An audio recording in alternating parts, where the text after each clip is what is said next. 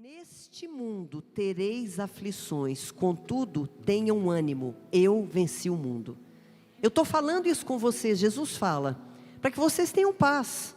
Mas aqui, você é meu discípulo, você vai passar por aflição. Tempestades vão chegar na sua casa, tempestades vão chegar na sua vida. Mas fica firme, tenha bom ânimo, porque se você está comigo, eu venci o mundo e você vai vencer essa tempestade. Estar na vontade de Deus não nos isenta das tempestades. E Paulo passou por muitas tempestades, muita gente. Mas quem era Paulo? É tão interessante a gente ver, porque desde Atos capítulo 7, a gente já tem notícia de Paulo. Só que antes ele era Saulo, né? Paulo era Saulo, e Saulo nasceu em Tarsis, que era uma cidade turca. Saulo vinha de uma família judia rica, de muitas posses, da tribo de Benjamim. E Saulo era um cidadão romano, a família dele tinha muito dinheiro, muita condição monetária. Eles eram cidadãos romanos. Paulo falava diversas línguas, ele foi educado aos pés de Gamaliel, que era o principal rabino da época, o mais fera, o rabino dos rabinos, que todo o rabinato de Jerusalém respeitava. Esse era o rabino de Paulo. Paulo era fariseu, era um doutor da lei, era muito radical, sabe esses judeus que a gente vê até hoje na televisão, no Muro das Lamentações, com filactério, balançando, era dessa linha Saulo na época, né? Saulo de Tarso, esse era Saulo. Mas ele teve a sua vida completamente transformada após a sua conversão. E aí eu queria que você abrisse comigo Atos capítulo 9, a partir do versículo 1. A palavra diz assim, do 1 ao 5. Enquanto isso, Saulo ainda respirava ameaças de morte contra os discípulos do Senhor. Respirava ameaças de morte contra os discípulos do Senhor. Lá em Atos, no capítulo 7, a gente vê a morte de Estevão. Estevão foi um dos discípulos de Jesus, que foi apedrejado até morrer na frente de Saulo. E Saulo ficou indignado. A Bíblia relata que Saulo segurou as vestes das pessoas que estavam apedrejando. E ele era tão doutor da lei, tão sábio, tão zeloso pela lei dos judeus, que ele ficou indignado. Como que um rapaz jovem, inteligente, está dando uma vida por uma heresia? Porque na cabeça de Paulo, gente, aquela história era uma heresia. Aquilo ali era tudo contra a religião dele, tudo contra o que ele tinha aprendido. Como que aquele povo, eles eram judeus, criados na doutrina que Paulo foi criado. Como é que eles estavam acreditando naquele Jesus, naquele farsante, naquele falso profeta que foi crucificado? Que história que é essa? E esse cara morre por causa de Jesus. Ele ficou indignado. E depois disso, a fúria de Paulo em acabar com aquela seita, que para ele o cristianismo era uma seita, aí que ele ficou mais louco da vida. E aí no capítulo 9, no versículo 1, enquanto isso, Saulo ainda respirava ameaças de morte contra os discípulos do Senhor, dirigindo-se ao sumo sacerdote. Olha a importância de Paulo, não foi no rabino, foi direto no sumo sacerdote. Dirigindo-se ao sumo sacerdote, pediu-lhe cartas para as sinagogas de Damasco, que ficava a mais de 100 quilômetros de Jerusalém, 130, 150 quilômetros ao norte de Jerusalém, de maneira que, caso encontrasse ali homens ou mulheres que pertencessem ao caminho, pudesse levá-los presos para Jerusalém. Em sua viagem, quando se aproximava de Damasco, de repente, diga comigo, de repente brilhou ao seu redor uma luz vinda do céu. Ele caiu por terra e ouviu uma voz que lhe dizia: Saulo, Saulo, por que você me persegue? Saulo perguntou: quem és tu, Senhor? Ele respondeu: eu sou Jesus, a quem você persegue. Levante-se, entre na cidade, alguém dirá o que você deve fazer. Saulo respirava ameaças de morte contra os discípulos de Jesus. Mas o encontro que Saulo teve com Jesus, de repente, lançou luz sobre a vida de Saulo. lançou luz sobre a cegueira espiritual que Saulo vivia, atrás de uma religião. E tirou de Saulo todas as escamas. É tão interessante que ele foi para Damasco. Deus falou, vai para casa tal, fica lá. E ele ficou 3 dias e 3 noites, sem comer, sem beber e sem enxergar. Ele ficou cego. E quando Ananias teve uma visão de Deus, é muito interessante, isso está em Atos, no capítulo 10. Quando Ananias tem uma visão que Deus fala, olha Ananias, Saulo está lá na rua direita, na casa de fulano de tal, você vai lá, impõe as mãos, porque ele vai ser curado, e ele é um vaso escolhido meu. E Ananias estava tremendo de medo, porque todo mundo conhecia a fama de Saulo, nenhum cristão queria Saulo por perto. Ananias falou, Senhor, mas eu vou lá, ele está com carta, eles já sabiam que ele ia prender todo mundo, torturar, levar para Jerusalém, matar qualquer cristão que ele encontrasse no meio do caminho. Senhor, mas ele está com carta para nos matar, eu vou lá. E quando Ananias foi, escamas caíram dos olhos de Saulo, ele passou a ver. E é tão interessante, gente, que ele não voltou para Jerusalém. A palavra diz que ele ficou 3 anos na região de Damasco, da Arábia, se encontrando com Deus, com Ele, com quem era Jesus, com a verdadeira religião, com o verdadeiro sentido. E aquela luz que brilhou diante de Saulo, uma luz o tirou daquele propósito de morte, de vingança, de justiça. Sabe por quê, gente? Saulo estava bem montadinho em cima do seu cavalo, todo imponente, todo cheio de razão, com a sua carta para mandar matar os cristãos em Jerusalém, como muitas vezes nós estamos bem sentadinhos em cima do nosso cavalo, cheio das nossas razões, com a nossa justiça. Hoje eu vou chegar lá, hoje eu falo tudo que eu tenho para falar, hoje eles vão me escutar, não é assim? Nós estamos em cima do nosso cavalo, e aí vem a luz de Jesus em cima da gente, a gente cai do cavalo e fala assim, ô filha, que é isso? Que verdade que é essa que você acha, que é tão verdadeira? Que carta que é essa aí? Que ódio é esse aí? Que mágoa que é essa aí?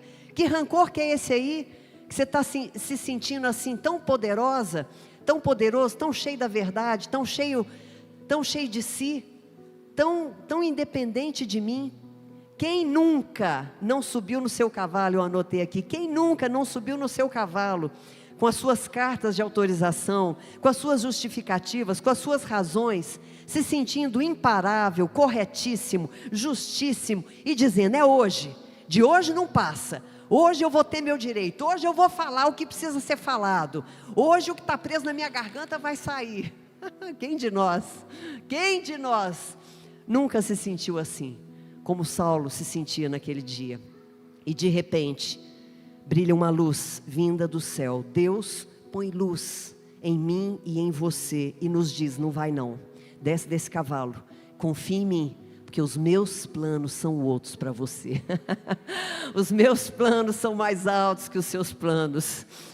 Fica tranquilo, fica cego um tiquinho, olha, fecha o seu olho, esquece isso tudo, deixa eu falar com você. A luz de Deus mostrou para Saulo a sua autossuficiência. Saulo era muito cheio de si. Saulo bastava-se a ele mesmo.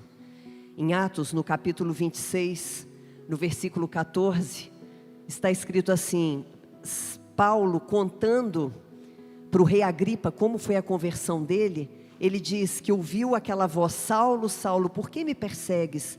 Resistir ao agrilhão só lhe trará dor.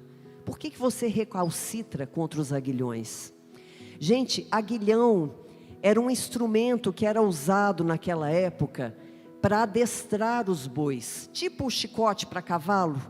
O aguilhão era uma vara comprida de metal que tinha um finco na ponta, e que o dono do boi ia ajeitando o boi, ia dando uns cutucões no boi assim, para o boi ir para o caminho certo. Só que tinha boi teimoso, que não queria ir no caminho certo, e que chutava aquele aguilhão, que se debatia contra aquele aguilhão. E quanto mais aquele boi não entendia qual que era o caminho certo, e não obedecia, mais ele se feria com aquele aguilhão. Então era isso que Deus estava falando, era isso que Jesus falou com Saulo. Saulo, resistir ao aguilhão só lhe trará dor.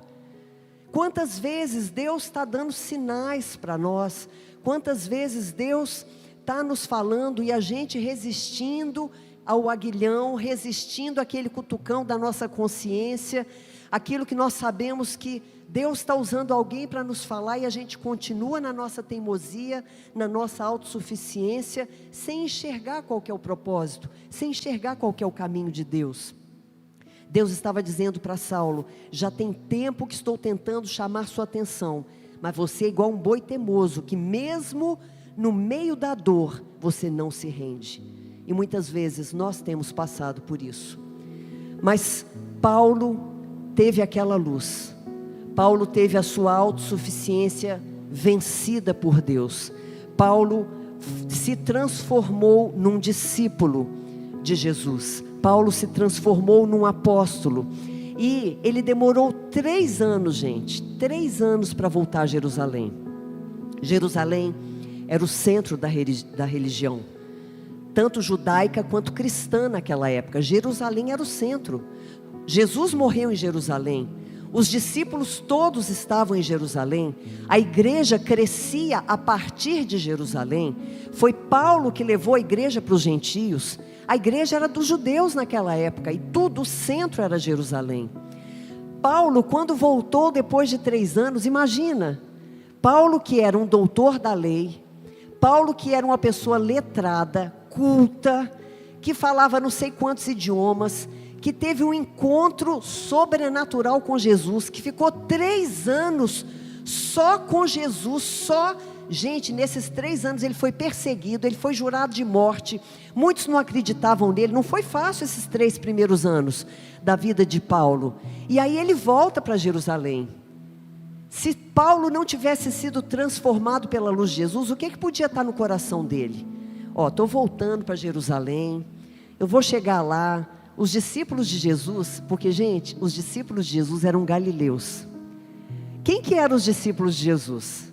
Pescadores, coletores de impostos, prostitutas, meretrizes, não era assim, gente? Os discípulos de Jesus, a tropa que ficava com Jesus, incultos, indoutos, ignorantes, que só sabiam pescar, era assim. E chega Paulo, um doutor da lei, falava não sei quantos idiomas, cidadão romano, falava com o centurião, falava com César, falava com, como chama lá, o sumo sacerdote, tinha entrada. O que era natural? Agora que eu converti, quem que vai ser o líder da igreja de Jesus? Eu. Claro que eles vão colocar um tapete vermelho, né, quando eu voltar lá, agora que eu converti, né? Eu que sou a pessoa mais indicada para ser o líder da igreja de Jesus, o resto vai me seguir. Mas não foi isso que aconteceu. A Bíblia diz que quando ele voltou, os discípulos tiveram medo, não acreditaram, mesmo depois de 3 anos, que ele tivesse se convertido. Depois eles o receberam, aí ele ficou 15 dias com Pedro, deu tudo certo, mas não foi do jeito, né? A Bíblia não fala que ele pensou isso, mas a gente pode pensar, não é verdade? Se aquela luz de Jesus não tivesse mudado Saulo para Paulo e tivesse tirado a autossuficiência dele, isso podia ter passado na cabeça de Paulo. Mas, queridos, eu quero dizer que foi isso tudo que aconteceu, e várias outras coisas aconteceram ao longo dos 30 anos de ministério de Paulo, até que no dia da sua última viagem. E é tão interessante, gente, que essa palavra foi me subindo ao coração, e ontem à tarde nós passamos uma tempestade assim muito forte mesmo, muito forte. A gente estava na praia, a gente ia voltar à noite, de repente no meio da tarde, gente, mas parecia que o mundo ia cair naquela praia assim. E aí eu falei, então é um sinal mesmo, é essa palavra mesmo. E foi tão interessante que no início da pandemia, quando a gente começou os cultos online, essa palavra minha está gravada. E eu preguei sobre isso, não nesse texto, que era vencendo as tempestades também, era o tema da palavra. E o texto que eu usei foi aquele texto de Jesus dormindo no barquinho com seus discípulos, e de repente vem uma tempestade, né?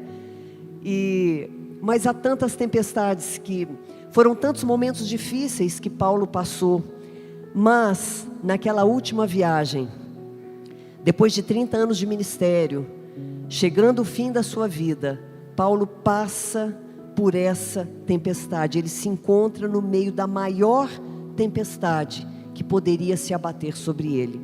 E quando eu falo a palavra tempestade, o que vem na sua mente? O que vem na sua mente com essa palavra tempestade? Eu anotei aqui, olha, medo, incerteza, insegurança, perigo de morte. Imagina, gente, uma tempestade no meio do mar. Nós estamos falando do ano 1060, mais ou menos. 1060 não, do ano 60, gente, 1060. Do ano 60, mais 2000 anos atrás, gente. Imagina o barco. Não era esses navios, não era essas lanchas, não era os veleiros que a gente tem hoje de aço, de, sei lá, fibra de vidro, nem sei o que usa nesses navios. Não, gente, era madeira, era negócio assim, manual mesmo, era coisa. Aí imagina você numa tempestade no meio do mar, o que vem? Medo, incerteza, insegurança, medo da morte. Vem a morte, não é? Não, eu vou morrer aqui no meio desse mar, no meio dessa tempestade. Vem a ausência de esperança, vem um sentimento de perda, vem dor, vem falta de direção, vem problemas, vem angústia. Quantas coisas que vem no meio da tempestade. Paulo estava indo para Roma pregar para César, mas o navio que ele estava é surpreendido por uma terrível tempestade, que foi aquele versículo que nós lemos. E aqui a gente vê a primeira coisa, né, que é o seguinte: Paulo sabia o destino dele. Deus tinha falado, você vai para Roma, porque você vai falar para o César agora, ó. Você já falou com os reis, você já falou com os centuriões, agora é hora de você falar com César, que está lá em Roma. Então você vai voltar para Roma. Paulo sabia o destino, mas ele não sabia a maneira como ele ia chegar lá, porque quem escolhe o jeito é Deus. Deus tem o tempo e o modo, a promessa, o milagre, né? A verdade de Deus é nossa, mas o tempo e o modo que nós vamos chegar naquela promessa, naquele milagre, naquela verdade, cabe a Deus. Paulo sabia o destino, mas ele não sabia a maneira, porque quem escolhe a maneira é Deus. A gente tem que confiar e se submeter, amém? Em Atos capítulo 27, no versículo 7, agora Atos capítulo 27, navegamos vagarosamente por muitos dias, e tivemos dificuldade para chegar a Quinido. Não sendo possível prosseguir em nossa rota devido aos ventos contrários, navegamos ao sul de Creta, de fronte de Salmona. Costeamos a ilha com dificuldade e chegamos a um lugar chamado Bons Portos, perto da cidade de Lazéia. Tínhamos perdido muito tempo e agora a navegação se tornara perigosa, pois já havia passado o jejum. Por isso, Paulo os advertiu. Senhores, Paulo falando com o capitão, com o dono do navio: senhores, vejo que a nossa viagem será desastrosa e acarretará grande prejuízo para o navio, para a carga e também para a nossa vida. Mas o centurião, em vez de ouvir o que Paulo falava, seguiu o conselho do piloto e do dono do navio. Primeira coisa, agora nós vamos falar da tempestade. A gente entendeu quem que é o Paulo que chegou nessa tempestade, que era Saulo e se tornou Paulo. Mas agora, falando da tempestade. Primeira coisa, creia nos sinais de Deus. Creia nos sinais de Deus. Deus levantou Paulo, um apóstolo. Ele era uma pessoa respeitável, ele era um doutor da lei, ele era uma pessoa muito sábia. Mas gente, nessa hora, Pedro, ou Marcos, ou João, iam ter muito mais autoridade do que Paulo. Porque o que Paulo entendia de navegação? Paulo nunca tinha sido pescador. Paulo nunca tinha lidado com barco ou navio. Se fosse Pedro, ou Marcos, ou João, que eram pescadores, que ficavam lá no mar da Galileia, entendiam de vento, entendiam de barco, entendiam de estrela, de tempo, tudo bem, mas Paulo não sabia. Só que Deus levantou Paulo com um sinal. Deus levantou Paulo com um sinal, mas para avisar do perigo do mar.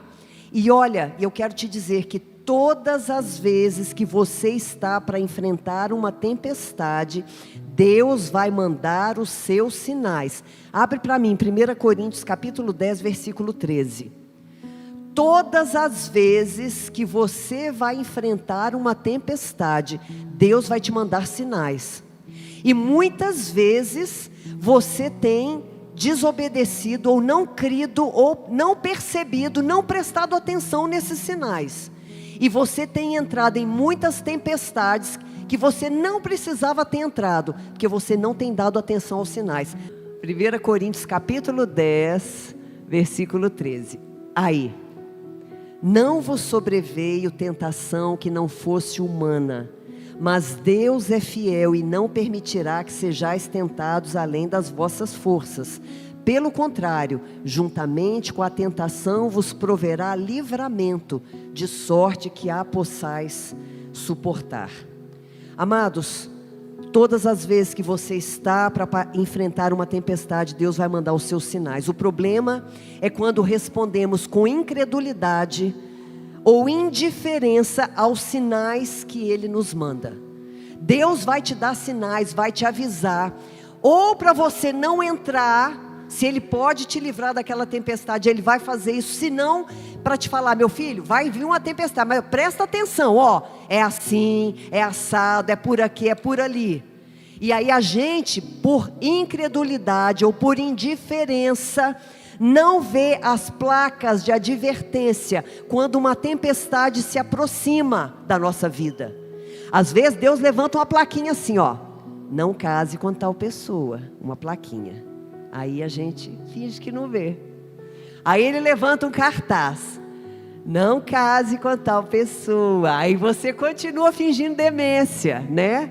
Aí Ele põe um outdoor, não case com tal pessoa. Aí você passa assim, olha até para o outro lado. Ele faz um telão de LED assim, do tamanho da parede, piscando, não case com tal pessoa. Ah não, mas tudo vai ser diferente. Ela vai mudar, ele vai mudar. É o sonho da minha vida. E aí você vai para onde? Para o olho do furacão. Você vai para o meio da tempestade. Você não vê os sinais. Um telão de LED, não compre isso. Não ande com tal pessoa. Não feche esse negócio. Cuidado com essa companhia. Um cartazinho. Um telão de LED. Cuidado, cuidado. Ele vai te dando sinal. E você caminhando para o meio da tempestade. Então a primeira tática para você vencer as tempestades. Primeira, creia nos sinais de Deus e preste atenção nos sinais de Deus. Porque muitas vezes esses sinais são para te livrar da tempestade. Se não puderem te livrar da tempestade, Deus está te dando um escape da tempestade. Ele está te dando a direção para você seguir no meio daquela tempestade. Eles são para te tirar da tempestade, da perda, do sofrimento. E muitas vezes a impaciência nos leva a tempestades que podiam ser evitadas na nossa vida. Então o primeiro conselho para que você vença as tempestades, não ignore os sinais de Deus. Eles podem te desviar das tempestades. Amém? Primeiro conselho para que você vença as tempestades. Primeiro, não ignore os sinais de Deus. Segundo conselho, não fique, porque, gente, às vezes o sinal é para nos tirar. Outras vezes o sinal não, é só para avisar mesmo e dar um escape. Então, Deus deu um sinal, você está sabendo que vai vir uma tempestade, chegou um diagnóstico do médico, sei lá, gente, qual que é a tempestade que você vai passar. Você soube de alguma coisa do marido, da mulher, do trabalho, sei lá, qual que é a tempestade. Não sei, no casamento, não sei qual que é a tempestade. No seu serviço, não sei. Chegou a tempestade? Segunda coisa, para você sair dessa tempestade. Atos 27:15, por favor, querida, Atos 27:15. Não fique à deriva no meio das tempestades. Atos 27:15.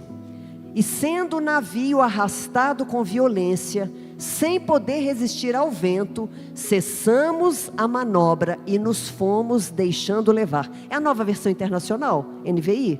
É, né? Ficamos à deriva. Tem uma outra versão que fala, e ficamos à deriva. Não fique à deriva. Amados, no meio da tempestade, se você entrou na tempestade, não abandone os seus sonhos, não abandone os seus projetos. Como a última pregação que eu fiz, não desista. No meio da tempestade não é hora de desistir, não é hora de abandonar os sonhos, os projetos. Não procrastine suas decisões e escolhas, porque você se encontra no meio das tempestades. Não fique à deriva. Às vezes pensamos que já fizemos tudo o que era preciso, tudo o que era necessário. Eu estou no meio da tempestade, eu não posso fazer mais nada, eu vou ficar aqui. Deixa a vida me levar. Crente Zeca Pagodinho agora. Já que eu estou no meio da tempestade, então agora a onda que vai me levar. Eu já fiz tudo. Não procrastine suas decisões, não procrastine os seus sonhos, seus projetos, não largue. As tempestades não são o momento de se entregar ao destino da tempestade, mas é o momento de se posicionar em Deus. Se você está no meio de uma tempestade, porque você está no centro da vontade de Deus, como Paulo estava, não é como Jonas estava, porque Jonas estava no meio da tempestade porque ele estava fugindo de Deus, achando que era possível fugir de Deus. Mas se a sua tempestade independeu da sua vontade, das suas escolhas, não foi uma escolha sua errada, não foi um aviso que Deus te deu, ou mesmo que foi, né? Mesmo que foi, não casa, você foi lá e casou. Agora, filho, você está no olho do furacão, agora pega o boi pelo chifre aí e resolve o seu problema. É difícil essa palavra, mas é verdade. Às vezes pensamos que já fizemos de tudo, mas a essa hora é hora de se posicionar em Deus. A sua tempestade não existe para você se entregar às circunstâncias, mas para você se posicionar na sua identidade, no seu chamado, no seu propósito e na sua promessa. É no meio da tempestade que você tem que se posicionar. Qual que é o seu chamado? Qual que é o seu propósito? Qual que é o objetivo daquela viagem de navio que você foi pego no meio da tempestade? Você está indo para onde? É para Roma? Eu vou chegar. É para falar com César? Eu vou falar. Essa tempestade não vai tirar esse propósito, não vai tirar esse sonho, não vai destruir esse projeto, que foi Deus que me deu esse projeto. Amém? Então a hora da tempestade, não fique à deriva, se posicione em Deus, porque se você ficar à deriva, você nunca vai chegar no seu propósito. Mas se você se posicionar em Deus, você vai chegar no seu propósito, amém? Não fique à deriva, posicione-se na sua promessa, no seu chamado, na última palavra que Deus tem para você, amém? Onde foi que Deus te falou? Por que você está no meio daquela tempestade? Debaixo de qual palavra de Deus? Porque se foi Deus, Ele vai te honrar. Se foi Deus, você fica tranquilo que essa tempestade vai passar. Agora, se não foi, você clama a misericórdia, se arrepende e volta para onde Deus te falou da última vez. Se é uma tempestade de desobediência sua, você fica esperto, enquanto tem tempo, enquanto você está vivo, fica esperto. Então, primeiro, não negligencie os sinais de Deus. Segundo, não fique à deriva. Terceiro, Atos 27, versículos 18 e 19. Terceiro, não jogue nada no mar. Atos 27, versículos 18 e 19. No versículo 18: no dia seguinte, sendo violentamente castigados pela tempestade, começaram a lançar fora a carga. E o 19: no terceiro dia lançaram fora com as próprias mãos a armação do navio. E depois fala que eles lançaram fora também o trigo. Eles foram jogando tudo no mar, a carga, o trigo, a subsistência, até a armação do navio, gente, até não ficar quase nada. O desespero era tão grande, gente, a tempestade era tão grande, o medo de morrer, que eles foram se jogando tudo no mar. E às vezes acontece isso com a gente. Às vezes no meio da tempestade é uma progressão. É uma progressão. Primeiro você não escuta o sinal, tá lá, de boa, eu tô indo, que é só um ventinho, não é nada. Ô pastora, você tá... Que bobagem, pastor, eu sei para onde eu estou indo, nossa, sei direitinho, obrigada pela preocupação, pastora, mas fica tranquila, pastora, eu cuido da minha vida, né? A pastora, o pai, a mãe, sei lá quem é que Deus está levantando para te avisar, né? Seu amigo, sei lá. E aí, de repente, você fica à deriva. De repente, você começa a lançar no mar. É uma progressão. Não lance nada no mar no meio das tempestades.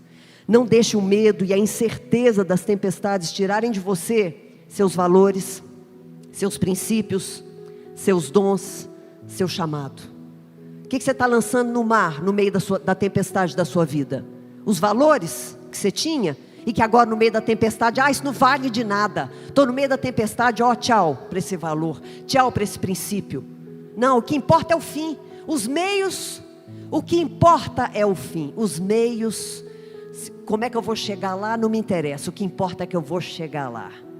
Não, isso não é o propósito de Deus para a sua vida. Tem gente que deixa de ir para a igreja. Tem gente que abandona Jesus e volta para as bebidas, para as drogas, para o adultério, para a farra, no meio da tempestade. Tem gente que faz isso, porque fala assim, a tempestade chega, ela fica à deriva. Ela não se firma no seu propósito, ela não pega a promessa de Deus e fala, eu não vou ficar à deriva, eu estou indo para Roma, e o que depender de mim, eu vou para Roma, o meu olho está regalado aqui, eu só olho para Roma, eu quero saber de Roma, não interessa a tempestade estar do meu lado. Ela não se firma no propósito, começa a lançar tudo no mar, todos os seus valores, todos os seus princípios, toda a sua fé lançada no mar, toda a sua história, todo o seu chamado, todas as lágrimas, tudo lança no mar. A tempestade chega, ela fica à deriva, abandona seus sonhos, seu chamado e joga fora aquilo que é realmente precioso e importante na sua vida. Muitos dizem, a tempestade chegou, não vou mais para a igreja não, o que adianta? Estou na igreja e não passa a tempestade, não passa, o que eu vou fazer na igreja? Não vou para a igreja não. A tempestade chegou, ninguém vem me visitar da igreja no meio da minha tempestade. Eu estou aqui na minha tempestade, não tem um irmãozinho que vem me visitar no meio da minha tempestade. E você visitou quantos na tempestade deles? Quantos que você saiu da sua casa para visitar? Aqui, não firma a sua fé nas pessoas, porque as pessoas são falhas. Todas as pessoas vão falhar com você. O seu irmão, seu líder, o seu pastor vai falhar com você, porque a gente é falho, não tem ninguém perfeito aqui. Você tem que firmar sua fé em Deus. Deus está com você. Seu irmão te abandonou? É triste, gente, é ruim. Quando a gente sabe de uma tempestade, a gente quer estar lá com a pessoa. Olha, eu vou te falar que eu fiquei tocada hoje, porque 2 irmãos do louvor, o Yuri e a Gisele, ministrando louvor. A Gisele ministrou a música Vitorioso és, na tempestade estás. Ontem ela enterrou o pai dela, ontem, e hoje ela está aqui. O Yuri enterrou o avô dele ontem, e hoje está aqui, ministrando. Deus, no meio das tribulações, o Senhor é vencedor. O meu pai, o meu avô, eu sei que tudo que estava ao nosso alcance, nós fizemos. E eu sei onde que ele está hoje, por causa da nossa palavra, por causa da nossa pregação, por causa da nossa intercessão. Eu não vou sair do meu propósito por causa de uma tempestade. E olha que tempestade. Olha que tempestade. Agora, uma pequenininha. Ninguém foi me ver. Eu vou embora. Firme a sua fé em Deus. Amém? Firme a sua fé em Deus. Você precisa amadurecer como cristão. Não coloque a sua vida na responsabilidade de outra pessoa. Você vai deixar que uma falha, ou um erro de um irmão, de um líder, ou até nosso, de um pastor, tire você completamente do seu propósito? Você vai deixar isso? Você vai chegar depois diante de Deus? Você vai ter cara de chegar com essa cara lavada sua, diante de Deus, falar, ai Deus, foi igual, parece que eu estou repetindo a pregação, né? A última, né? Ai meu Deus do céu. Oh Deus, é que eu saí da igreja, não usei meus dons, sabe por quê? Porque pastora não me dava oportunidade, pastora não gostava de mim. Eu cheguei lá, o povo virou a cara para mim, por isso que eu não fui. Isso é desculpa, gente. Se você acha que dá para fazer isso, mas eu acho que um conselho meu, Amadureça como cristão. Não ponha a sua fé, a sua salvação na responsabilidade de ninguém, não. É sua responsabilidade. A responsabilidade é sua. Você vai jogar os seus valores e seu chamado no mar, abrir mão deles por uma falha, muitas vezes involuntária e desapercebida de outra pessoa? Porque realmente, no nosso meio, gente, no meio das pessoas que se amam, na sua família, eu não estou falando lá no seu trabalho, porque eu sei que às vezes tem lugares de trabalho que realmente são insalubres, eu sei disso, né? Principalmente quem trabalha em empresa, às vezes é difícil, né? É um querendo puxar o tapete do outro. Na política, não é fácil não, gente, tem trabalhos que são insalubres realmente, que é um querendo puxar o tapete do outro o dia inteiro. Então, mas gente, na família, com pessoas que amam, na igreja, com pessoas que amam, nos seus amigos que te amam, não vai deixar uma falha que na maioria das vezes é involuntária, gente, é involuntária. Às vezes a pessoa não sabia que estava precisando de uma ajuda, de um conselho, não sabia. Não deixa que essa falha, que na maioria das vezes é involuntária, faça você jogar ao mar os seus dons, os seus talentos, o seu chamado, os seus valores, não, a sua fé, o seu ministério. Não deixa, não, amém?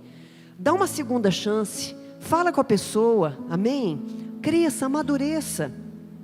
Mesmo que algum irmão ou pessoa querida de quem você esperava ajuda ou socorro não te socorreu, Deus te socorreu, amém?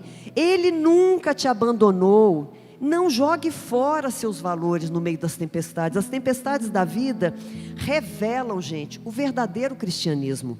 São essas tempestades, é aí que você entende a sua fé, que você vê a sua fé. Às vezes, gente, as restrições e as dificuldades das tempestades são preparações de Deus na nossa vida. Às vezes aquelas dificuldades e restrições durante uma tempestade são limites que Deus está dando para te proteger.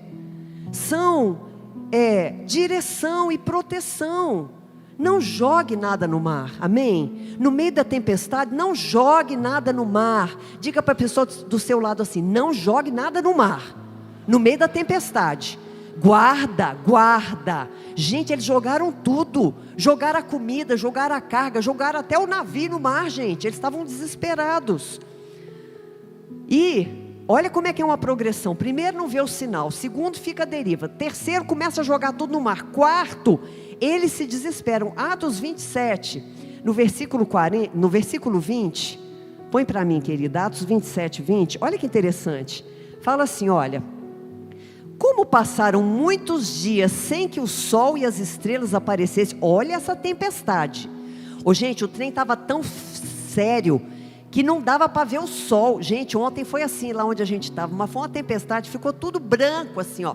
Não via o céu, não via o sol, não via nada. Então era de dia, não via o sol, de noite não via estrela. Olha, muitos dias sem que o sol e as estrelas aparecessem, e a tempestade continuava a bater sobre nós. Finalmente, o que a gente imagina?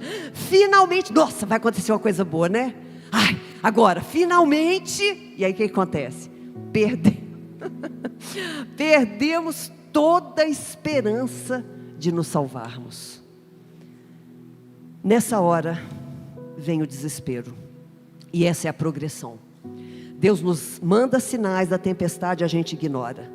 Aí a gente entra na tempestade, ignorando os sinais de Deus, e aí a gente fica à deriva, ao invés de nos posicionar. Aí, como eu estou à deriva, não me posicionei, eu começo a jogar tudo no mar.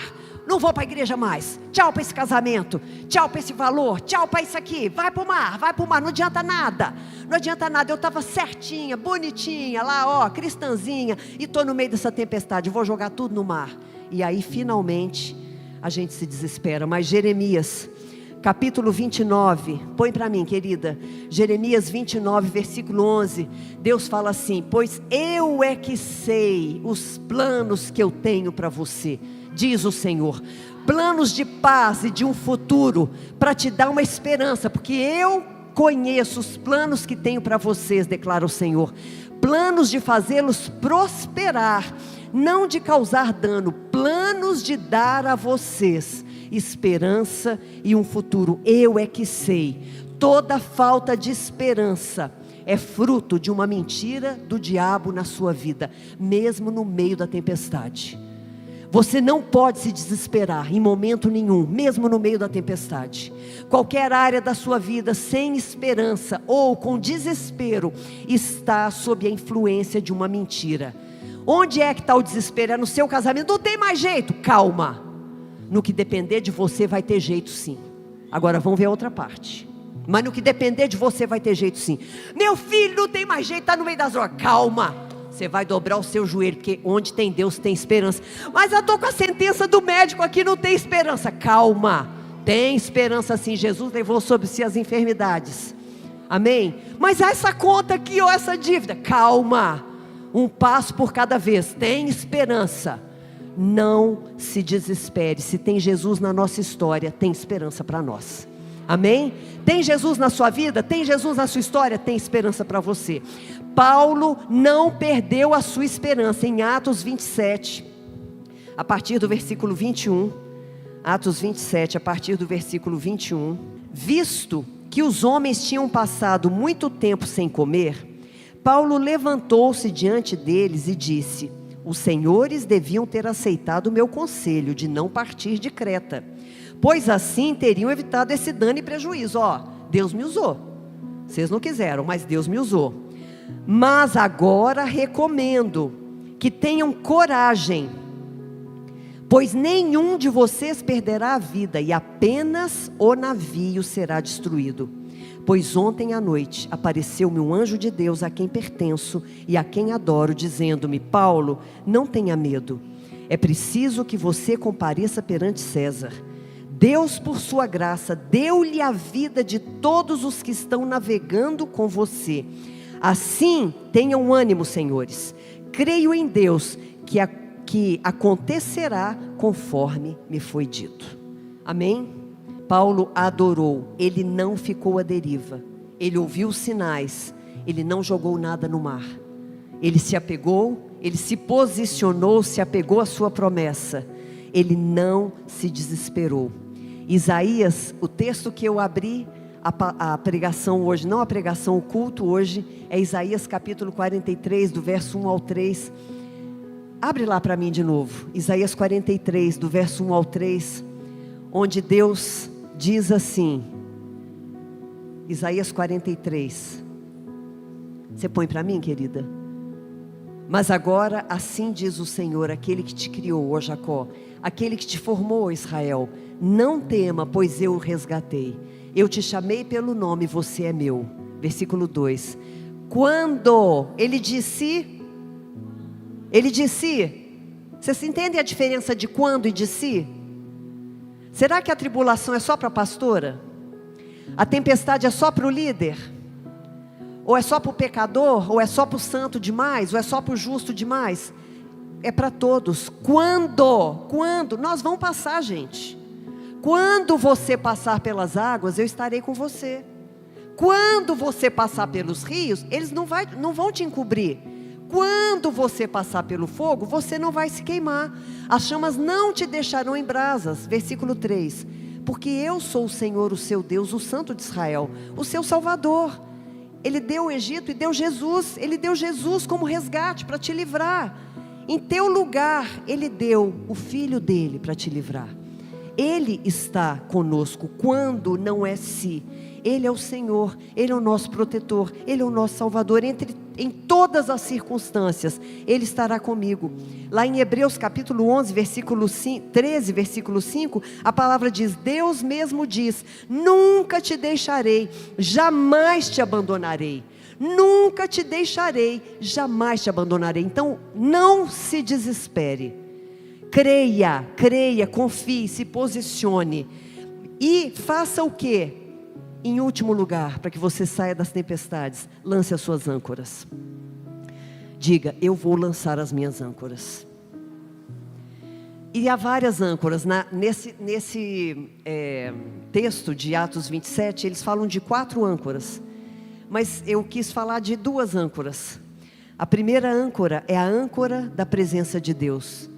Em Atos 27, no versículo 23, Paulo diz assim, o anjo do Senhor me apareceu essa noite e me disse, Atos 27, 23, Deus sempre envia seus anjos nas maiores tempestades da vida para nos dizer que não estamos sós. Amém? Deus sempre envia. Então você vai ancorar o seu barco, o seu navio, você vai ancorar a sua vida primeiro na presença de Deus, porque Deus envia. Ai, pastora, nunca veio um anjo igual foi o de Paulo. Ah, nunca, né? Quando você estava triste, aquele irmão que chegou e te abraçou, quem que foi? Quando você estava com uma dívida e alguém foi lá e pagou sua conta de luz, quem que foi? Quando você estava precisando de uma palavra de apoio e alguém foi lá, te ligou, mandou um versículo, sei lá, te encontrou e te deu uma palavra, quem que foi? A gente não vê. A gente fica querendo o espetacular, o sobrenatural, e não vê o dia a dia que Deus faz na vida da gente. Todos os dias, Deus manda anjos no meio das nossas tempestades. Se você adora a Deus, o Deus que eu sirvo, Ele diz lá, olha, apareceu um anjo do Deus a quem pertenço e a quem adoro. Se você pertence a Ele, se você adora a Ele, se você está ancorado na presença dEle, Ele vai mandar os anjos no meio da tempestade, para te livrar. Quantos de nós já não recebemos esses anjos nas nossas casas, nas coisas grandes ou nas pequenas na nossa vida? Deus está te dizendo hoje, com esses anjos, eu sou presença, nunca vou deixar você, jamais vou te abandonar. Ele está te dizendo, todos os dias, nas coisas mínimas, eu estou com você aqui, filho, sou eu que estou aqui com você. Lance suas âncoras na presença de Deus, nenhuma tempestade pode te afastar da presença de Deus, nenhuma tempestade. Ele te enxerga no meio da sua tempestade e manda os anjos dele das maneiras mais diversas, amém? E você vai lançar também a sua âncora no seu propósito. Onde é que você vai ancorar? Onde você vai ancorar o seu navio, a sua vida? Na presença de Deus e no seu propósito. É lá que você vai ficar firme. Você não vai sair da presença de Deus e do seu propósito. Qual é o seu propósito? Às vezes, gente, é verdade. É tão interessante, né, que às vezes para a gente chegar lá, para ele chegar lá em Roma, gente, foi difícil, não foi? Foi difícil, né, para ele chegar na frente do César, né, que era o propósito dele, era pregar para o César, né, ele tinha que ir para Roma. Não foi fácil aquela viagem não, enfrentar aquela tempestade. E às vezes o caminho do nosso propósito vai ser longo também, vai ser difícil. O processo, né, hoje em dia é modelo, é chique falar processo. O processo dói. Eu vi outro dia uma frase dessa, o processo dói, mas o propósito cura. Amém? O processo pode doer, mas quando você chega no seu... gente, é igual dar à luz, gente. Aqui, quantas mamães aqui, gente, né? Desde o primeiro filho a gente fala, né? Eu lembro na minha primeira filha, tá doendo, nunca mais eu vou ter filho. Aí a médica sorri, Alessandra, daqui uma hora você já esqueceu, minha filha. Fica tranquila. É a dor que você esquece mais rapidinho, é essa. E é verdade.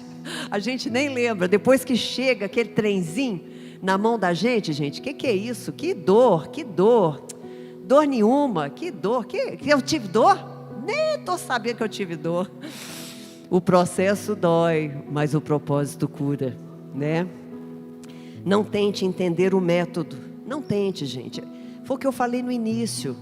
Sabe, a gente fica às vezes querendo fazer o mapa para Deus, né? A gente fica querendo fazer o mapa, né?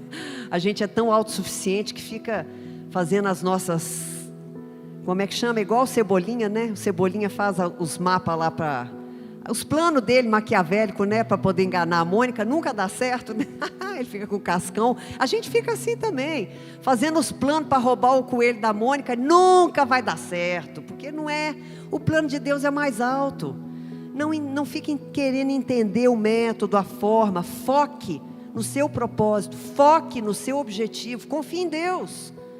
Confie em Deus, escuta os sinais, não fica à deriva, não joga nada no mar, não se desespere e firma a âncora. Firma a âncora na presença de Deus. Chegou o anjo, sabe que anjo que foi? Do Deus que eu adoro, que eu conheço, que eu sirvo. É desse Deus, esse Deus que eu sirvo, Ele mandou o anjo. E aí, estou fincado aqui, no meu propósito. Meu propósito é chegar em Roma. Eu vou chegar. Fica tranquilo que nada vai me afastar desse propósito. Todos iriam morrer naquele navio, gente. Todos iriam morrer. E ninguém morreu por causa de Paulo. No versículo 25, Paulo fala: tenham ânimo, há uma promessa. Ele falou, ele vai cumprir. Lá em Isaías, capítulo 43, versículo 13, a palavra diz: quando Deus promete, Ele cumpre. Amém? Quando Deus promete, Ele cumpre. Então, você vai se firmar nessa promessa. E para a gente encerrar, Atos 27, ainda no versículo 37, põe para mim, lindeza, Atos 27, 37, diz assim: estavam a bordo 276 pessoas, 276 pessoas a bordo, no meio da tempestade, no meio do mar, num navio naufragando, mas havia uma promessa, que no versículo 24, volta para o 24, não tenha medo, é preciso que você compareça diante de César. Deus, por sua graça, qual que é a promessa? Deu-lhe a vida de todos os que navegam com você, 276 pessoas. E aí vai lá para o 42, por favor, no mesmo capítulo 27. Os soldados planejavam matar os presos, porque, gente, estava naufragando, e tinham vários presos, tinha um centurião lá, era um capitão muito chique, gente, que estava no navio, muito poderoso, tinha presos muito... Paulo era prisioneiro, imagina o terror desse centurião cuidando de Paulo, e tinham outros prisioneiros. Então, os soldados planejavam matar, porque eles iam fugir, todo mundo ia fugir, para impedir que algum deles fugisse jogando-se ao mar. Aí o 43, o centurião, porém, queria salvar a vida de Paulo, e os impediu de executar o plano. Então ordenou aos que sabiam nadar, que se lançassem primeiro ao mar em direção à terra. 44, os outros teriam que se salvar em tábuas ou em pedaços do navio. Dessa forma, todos os 276 chegaram à terra sãos e salvos. Olha a sua responsabilidade. Olha a responsabilidade da sua vida, do seu testemunho, da sua fé. Quantas pessoas podem ser salvas por causa de você, por causa da sua vida, do seu testemunho, da sua fé? Era para todo mundo ter morrido. Paulo tinha uma promessa, que eles iam se salvar. E o centurião, por causa de Paulo, para poupar a vida de Paulo, poupou a vida de todos os outros criminosos que estavam com Paulo naquele navio. O navio se partiu. Gente, o navio se partiu. Os soldados desesperados queriam matar os prisioneiros. Por causa de Paulo, novamente, eles não foram assassinados. Alguns chegaram nadando, outros chegaram agarrados a tábuas, outros pegaram pedaço do navio, mas todos chegaram, todos venceram a tempestade. Diga: eu também vou vencer a tempestade. Eu também vou. Talvez você não vença a tempestade como você planejou. Talvez você não chegue lá na ilha do jeito que você sonhou, do jeito que você projetou. Talvez não seja uma viagem tão mansa, boa, cruzeiro, não. Talvez você chegue em frangalhos, talvez você chegue sem roupa, talvez você chegue machucado, talvez você chegue preso numa tábua assim, ó, você estava se afogando, você estava morrendo, mas você vai chegar. Amém? Talvez não seja como você imaginou na sua infância, ou há 20 anos, mas você vai chegar. Você vai vencer a tempestade, sabe por quê? Porque quando Deus promete, Ele cumpre. Lá em Números, capítulo 23, versículo 19, a Bíblia diz: Deus não é homem para que minta, nem filho do homem para que se arrependa. Falando Ele não vai cumprir, prometendo Ele não vai fazer, vai. Ele não é homem para que minta, nem filho do homem para que se arrependa. Amém?